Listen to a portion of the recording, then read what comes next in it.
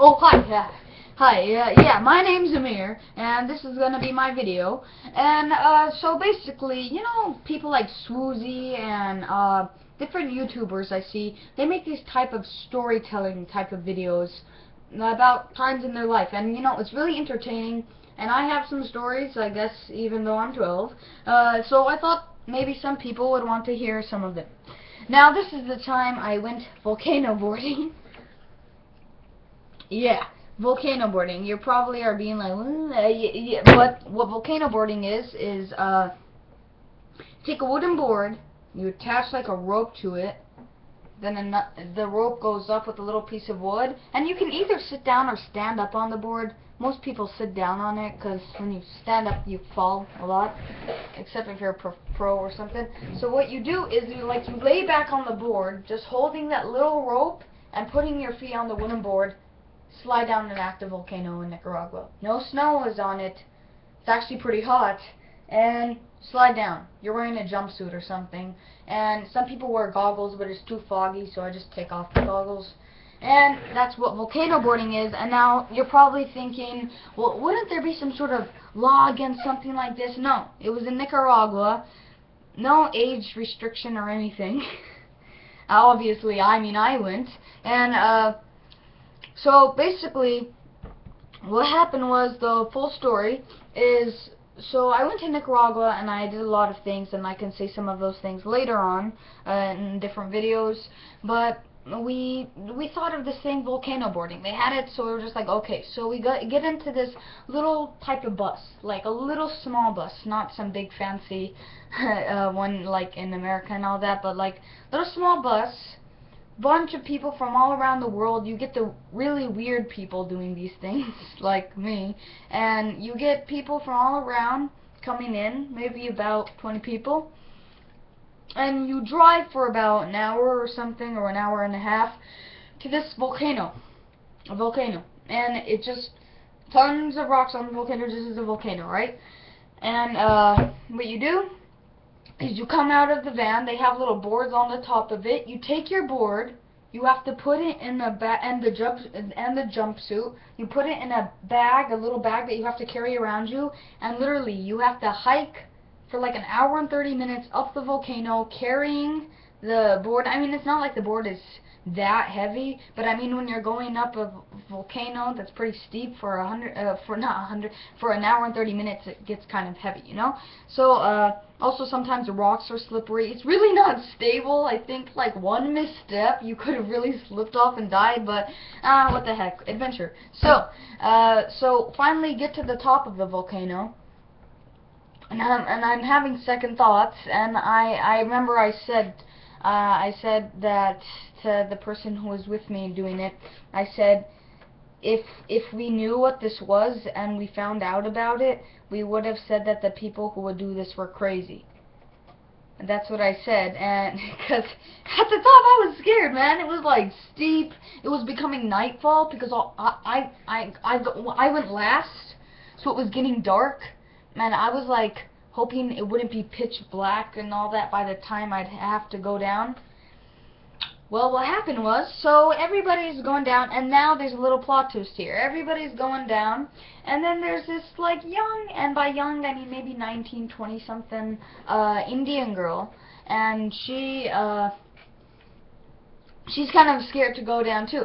So, well, I'm going last, so she goes down, and, then by the time I go down, it's pitch black. I can't see anything at all.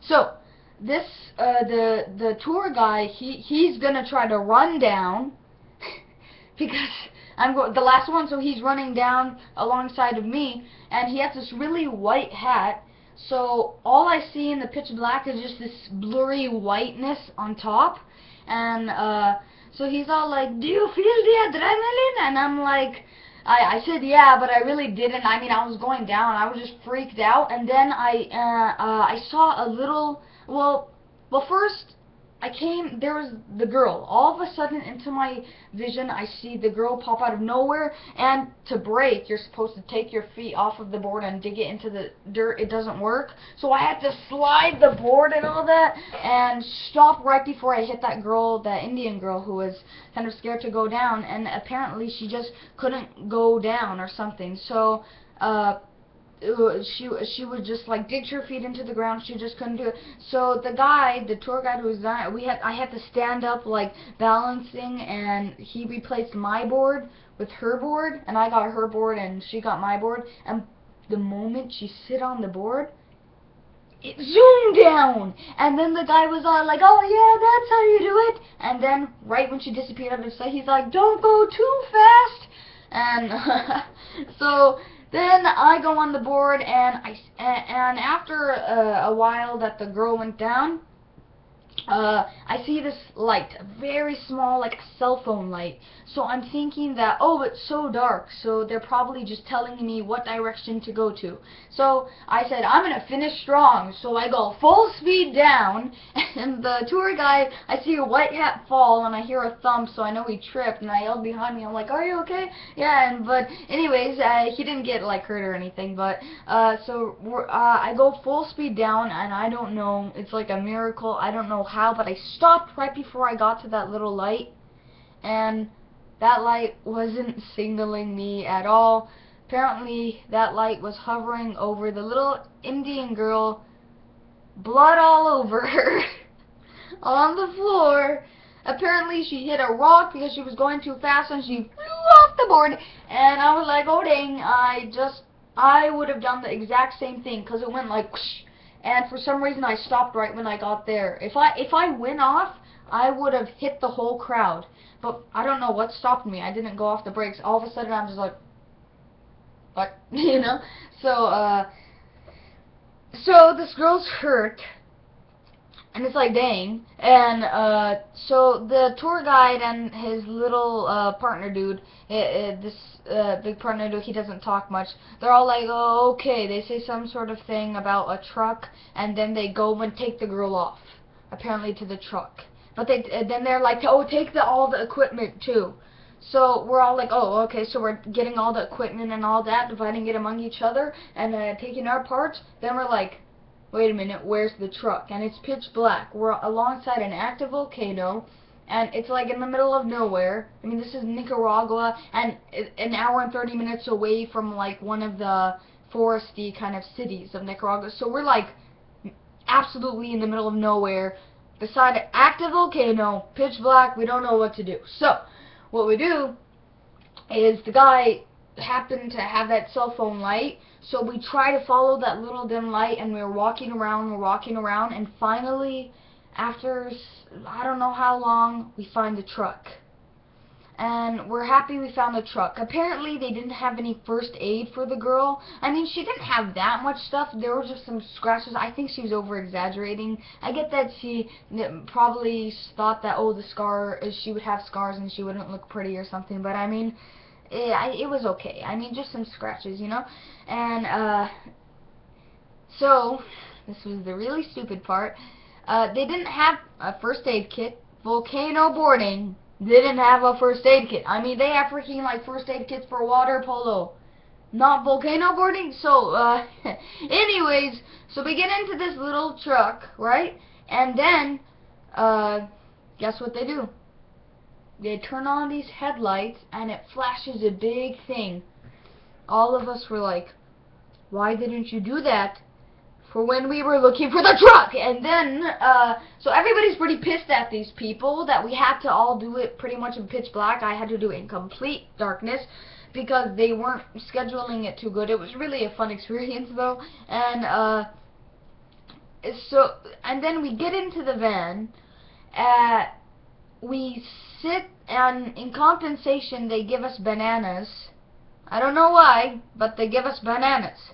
So we eat our bananas, and we go back to our place. I remember seeing, there was this nurse practitioner guy, and he was sitting with the girl, and that girl was crying the whole trip. I feel like she was over-exaggerating. I get if you cry for a few minutes, but dang girl, come on. for an hour and a half. You're just crying next to this nurse practitioner dude from like Germany or something. So anyways, I remember seeing her go out to the hotel with like some tears on her eyes and some scratches, and it was and then we finally get home and we were like, that was an experience.